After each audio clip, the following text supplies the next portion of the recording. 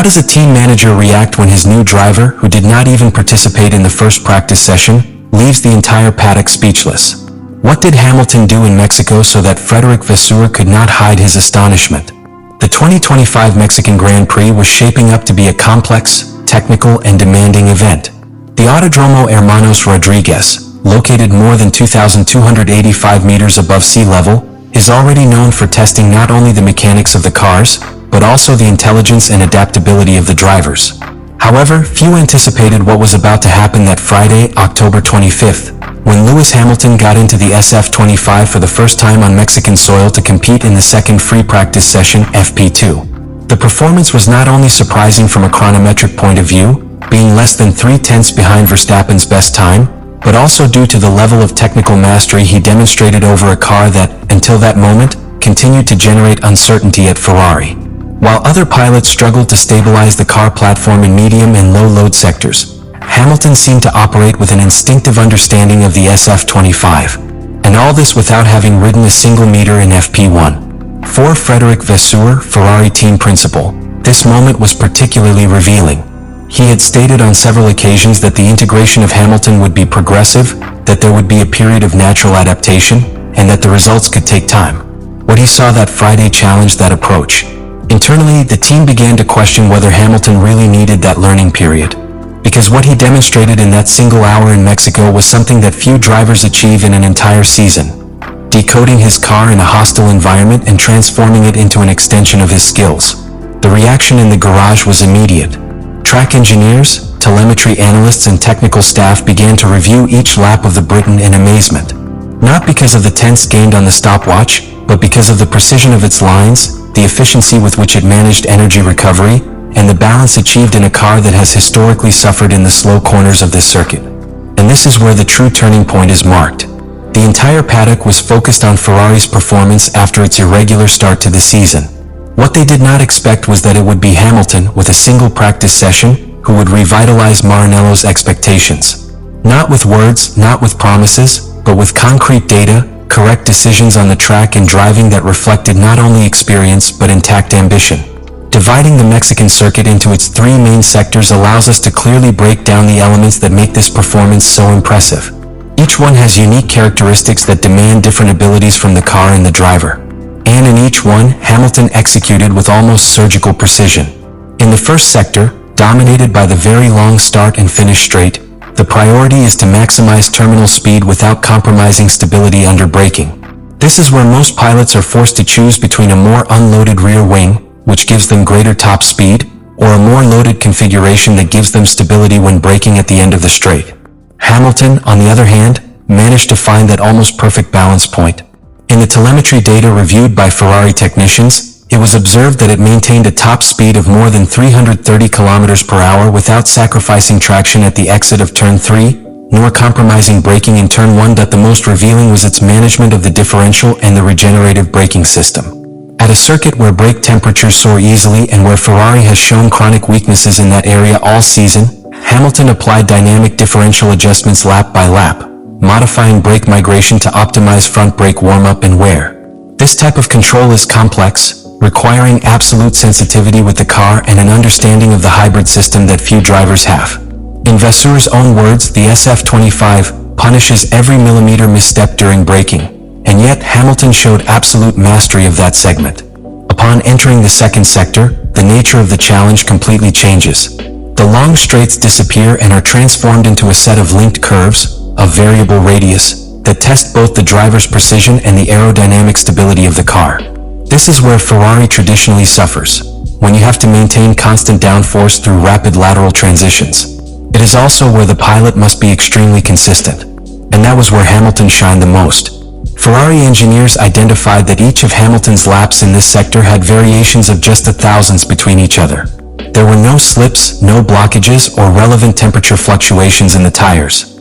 That consistency is not the result of a perfect car, but of perfect execution.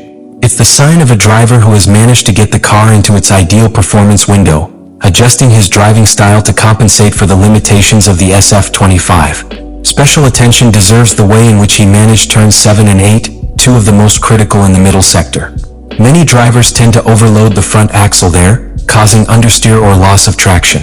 Hamilton, on the other hand, adopted a tighter line, cutting the entry angle early and using a more aggressive brake balance, allowing him to accelerate earlier and emerge better positioned for the next sequence. These decisions are not improvised. They are the product of years of experience and real-time reading that few on the grid have. Finally, in the third sector, where the stadium area is located, the SF-25 should have been particularly vulnerable. They are low-speed corners, where the chassis and mechanical traction matter more than pure aerodynamics. There, Ferrari has had constant problems during the 2024 season and part of 2025. Understeer on entry, lack of traction on exit, and difficulty maintaining the balance of the car without losing time in each corner. However, Hamilton was not only competitive in this sector. It was one of the fastest and, above all, one of the most stable. He managed to maintain control of the car without it showing signs of instability. He did it without locking wheels, without sudden losses of traction, and without forcing the car beyond its natural limit. While other drivers, including his teammate Leclerc, lost between 3 and 5 tenths in that area of the circuit, Hamilton reduced the sector gap to just 1/10. And this is no coincidence. It is known that Hamilton tends to actively modify his braking point corner by corner, depending on how grip evolves. In turns 13 and 14, for example, he changed his braking point by up to 2 meters between consecutive laps, depending on the degradation of the tires. This flexibility allowed him to avoid blockages and, at the same time, maintain the stability of the car without having to resort to changes in the engine mapping or the overall balance of the vehicle. The most impressive thing about all this performance is that it was achieved without previous personal references in the SF-25 on this circuit. Hamilton did not have his own telemetry from Mexico, nor recorded sensations from previous years with this car. Every curve, every braking, every acceleration was new data that had to be processed and adapted in real time. And yet, he delivered a performance that put his rivals on alert and left Vasseur speechless. This performance was no flash in the pan. It was a demonstration of total control, both physical and mental. And for Ferrari, it represents a new possibility. Because if Hamilton can do this in a single session in the most extreme conditions, the obligatory question is, what will he be able to do when he has a full weekend from FP1 to the race? If Hamilton's performance on the track was surprising, it cannot be understood in isolation. To fully understand it, you have to observe what was happening inside the Ferrari garage, where the technical team had made radical decisions in preparing the SF-25 to face the unique challenge of the Mexican Grand Prix. Internally, the team's engineers admitted that the data Lewis provided in a single free session was equivalent to what would normally be collected in an entire day of work. The feedback structure was direct, orderly, without digressions, and above all, precise. That is a quality that very few pilots have. Vasseur, who has worked with multiple champions in different categories, acknowledged between the lines in his conversation with the technical staff that he did not expect that level of symbiosis so early. The press, for its part, began to formulate a narrative that could modify the dramatic tension of the championship. Suddenly, Hamilton stopped being the veteran in the transition stage and became an active factor in the fight for the title. Vasseur, who had been managing the process discreetly, found himself faced with an unexpected reality. He had in his hands not only an improved car, but a driver who was beginning to mold it in his image and likeness. For Vasseur, then, this was not just another practice. It was a demonstration that the project he is building can go much further than what he himself projected at the beginning of the year. But it was also a warning.